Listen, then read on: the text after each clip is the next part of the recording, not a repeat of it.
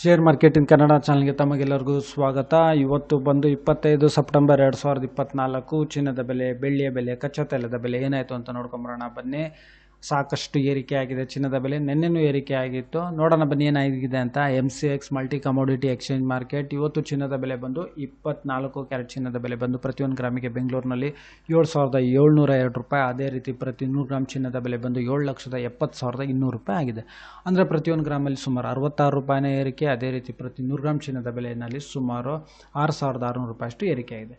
ಹಾಗೆ 22 ಕ್ಯಾರೆಟ್ ಚಿನ್ನದ ಬೆಲೆ ನೋಡಿದರೆ ನಿನ್ನೆನೇ 7,000 ರೂಪಾಯಿ ತಲುಪಿತ್ತು. ಇವತ್ತು ಪ್ರತಿ 1 ಗ್ರಾಮಿಗೆ ಬೆಂಗಳೂರಿನಲ್ಲಿ 7,060 ರೂಪಾಯಿ. ಅದೇ ರೀತಿ ಪ್ರತಿ 100 ಗ್ರಾಮ್ ಚಿನ್ನದ ಬೆಲೆ ಬಂದು 7,06,000 ರೂಪಾಯಿ ಆಗಿದೆ. ಅಂದರೆ ಪ್ರತಿ 1 ಗ್ರಾಮಲ್ಲಿ ನಿನ್ನೆ ಹೋಲಿಸಿದ್ರೆ ಸುಮಾರು 60 ರೂಪಾಯಿನ ಏರಿಕೆ. ಹಾಗೆ ಪ್ರತಿ 100 ಗ್ರಾಮ್ ಚಿನ್ನದ ಬೆಲೆಯಲ್ಲಿ ಸುಮಾರು 6,000 ರೂಪಾಯಿನ ಏರಿಕೆ ಆಗಿದೆ.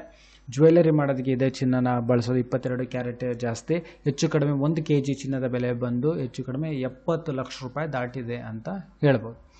ಹಾಗೆ ನೋಡೋದಾದರೆ 18 ಕ್ಯಾರೆಟ್ ಚಿನ್ನದ ಬೆಲೆ ನೋಡೋದಾದರೆ ಪ್ರತಿ 1 ಗ್ರಾಮಿಗೆ 5,777 ರೂಪಾಯಿ. ಅದೇ ರೀತಿ ಪ್ರತಿ 100 ಗ್ರಾಮ್ ಚಿನ್ನದ ಬೆಲೆ ಬಂದು 5,77,700 ರೂಪಾಯಿ ಆಗಿದೆ. ಪ್ರತಿ 1 ಗ್ರಾಮ್ ಸುಮಾರು 50 ರೂಪಾಯಿನ ಏರಿಕೆ. ಹಾಗೆ ಪ್ರತಿ 100 ಗ್ರಾಮ್ ಚಿನ್ನದ ಬೆಲೆಯಲ್ಲಿ ಸುಮಾರು 5,000 ರೂಪಾಯಿನ ಒಂದು ಏರಿಕೆ ಆಗಿದೆ.